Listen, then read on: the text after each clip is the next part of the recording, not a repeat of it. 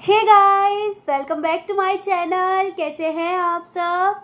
I wish आप सब बहुत अच्छे होंगे। मैं भी बहुत अच्छी हूँ। चलो गाइस, कल हमने वीडियो में त्रिदोष के बारे में मैंने आपको बताया था। हम आयुर्वेदा बता रहे थे कि व्हाट इज़ आयुर्वेदा। ये इस चीज़ में मैंने आपको कल बताया था कि दोष धातु मल मूलम ही शरीरम। ठीक है, उसमें हम दोष के बारे में बहुत अच्छे से डिस्कस कर चुके थे। यहाँ पर ना एक बहुत ही इंपॉर्टेंट चीज़ और होती है अग्नि। ठीक है, मतलब डाइजेस्टिव फायर। ठीक है, जो हमारी बॉडी की एक्टिविटीज़ को कंट्रोल करती है। ठीक है, अब यहाँ पर जो अग्नि होती है वो 13 प्रकार की होती है। उसमें से सबसे महत्वपूर्ण, जो सबसे मेन जिसे कहा जाता है, वो होता है जठर अग्नि। ठीक है, जाठर अग्नि। जाठर अग्नि क्या होता है कि जो भी खाना, जैसे अब देखो, हमने खाना खाया, आहार पाक किया, अब कहाँ जाएगा वो? हमारे आमाशय में जाएगा, यानी कि हमारे स्टमक पे जाता है। स्टमक पे जाने के बाद क्या होता है कि वहाँ पर, जैसे मॉडर्न में क्या होता है, डाइजेस्टिव एंजाइम्स होते हैं, है ना, ऐसे हमारे यहाँ पर अग्नि होती है।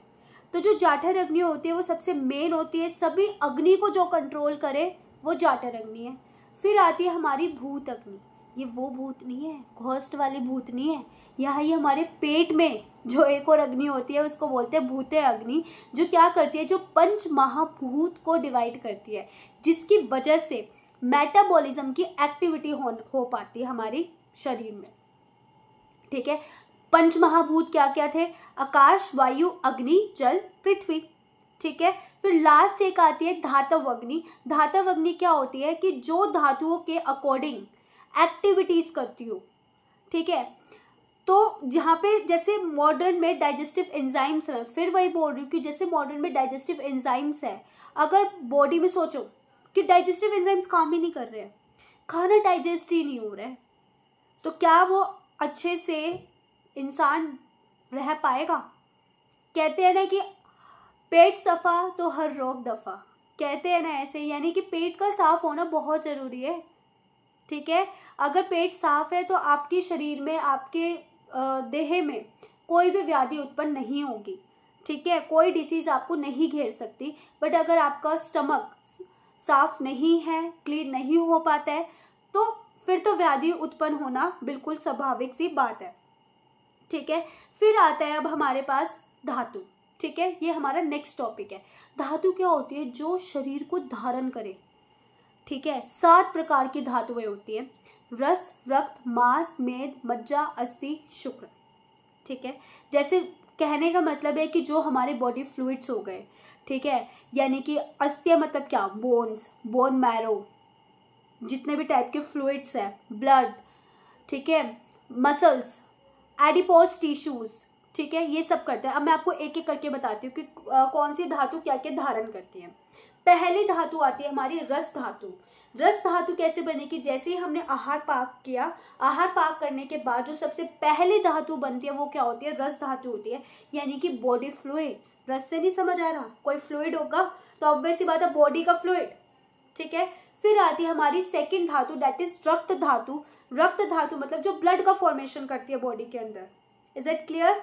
फिर आता है हमारे पास मांस। मांस मतलब मसल्स, यही तो होता है मांस, जो मसल्स को धारण करे। ठीक है, फिर आता है मेद। मेद मतलब होता है फैट, यानी कि एडिपोज फैट कह सकते हैं। ठीक है, जो एडिपोज टिश्यू होता है वगैरह जो बनता है ना, फैट को जो स्टोर करते हो, एडिपोज टिश्यू ही तो होता है, तो वो चीज। फिर आती है हमारे पास अस्थि। अस्थि मतलब बोन्स, बोनी टिश्यूज। ठीक है, फिर आती है हमारे पास मज्जा। मज्जा इज व्हाट? Bone marrow. ठीक है, फिर आता है हमारा शुक्र। शुक्र एक अंतिम धातु है, यानी कि लास्ट धातु। ठीक है, जनरेटिव टिश्यूज को करेगा, जैसे कॉन्स्टिट्यूएंट होगा ओवम प्लस सीमेन। ठीक है, इसको तो ऐसे 7 प्रकार के हमारे शरीर में धातुएं होती है। फिर आता है कि अब हमने देखा कि बॉडी का फॉर्मेशन हो रहा है, सब चीजें हो रही हैं, है ना, कि मतलब सबसे पहले हमने दोष देखा कि भाई वात, पित्त, कफ, ये तीनों बहुत जरूरी है। कहाँ रहते हैं, क्या करते हैं, जब साम्य अवस्था में होते हैं तो तब क्या होता है, आज साम्य अवस्था में होते हैं तब क्या होता है। अगर किसी ने त्रिदोष की वीडियो नहीं देखी हो तो देख लेना, कल ही मैंने चैनल पे अपलोड की है। ठीक है, फिर अभी हमने देखा कि अग्नि क्या क्या होती है, अब धातुएं क्या क्या होती है। ये तो हो गया बॉडी का फॉर्मेशन। अब जो हमारे बॉडी के अंदर जो बहुत अनडाइजेस्टेड फूड मटेरियल होगा उसको भी तो थ्रू आउट करना है ना बॉडी से। तो जो मतलब थ्रू आउट करने का तरीका होता है वो क्या होता है, मल। मतलब आयुर्वेद में क्या कहा जाता है, उसे मल कहा जाता है। कि जो शरीर का जो किट भाग होता है उसको निसारण करना, उसको बाहर निकालना, उसको निष्कासित कर देना। ठीक है, ऐसे गेट आउट फ्रॉम हेयर, ऐसे मतलब बॉडी कहती है गेट आउट फ्रॉम हेयर, तो मतलब ये। तो मल जो होता है यानी कि जो हमारा किट भाग होता है, यानी कि जो अनडाइजेस्टेड फूड होता है उसको बाहर निकालना। ठीक है, तो अब ये 3 ही तरीके से होगा, ऑब्वियस सी बात है, मूत्र, पुरुष और श्वेत। ठीक है, तो मूत्र मतलब यूरिन के थ्रू, पुरुष मतलब फिकल मैटर के थ्रू, और श्वेत का मतलब होता है पसीना, है ना। तो इस तरीके से हमारे समस्त शरीर मल, धातु और दोष इन पे टिका हुआ है। साथ के साथ यहाँ पे जो डाइजेस्टिव फायर, ठीक है, जो बॉडीज की वैसी चीजों को कंट्रोल करती है, ठीक है, वो होती है अग्नि। जैसे मॉडर्न में डाइजेस्टिव एंजाइम्स होते हैं, ऐसे हमारे बॉडी में अग्नि होती है। हम आयुर्वेद में उनको अग्नि के नाम से जानते हैं।